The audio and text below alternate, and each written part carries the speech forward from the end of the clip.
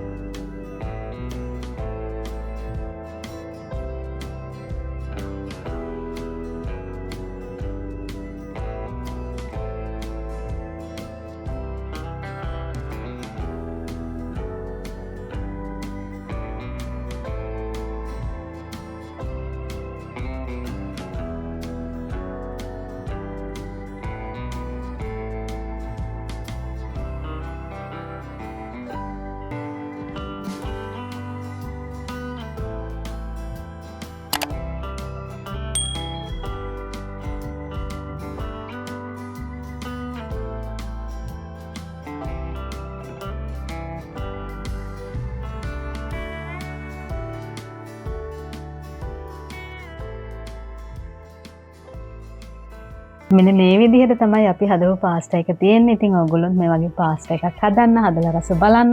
අනිවාර්යෙන්ම අපිට කමෙන්ට් කරන්න. අපේ channel එක subscribe කරලා නැති කෙනෙක් ඉන්නවා නම් subscribe කරන්න. එහෙනම් මේ වගේ රසවත් වීඩියෝ එකකින් ඉක්මනටම හමු වෙමු. ඔයගොල්ලන්ට සුබ දවසක්.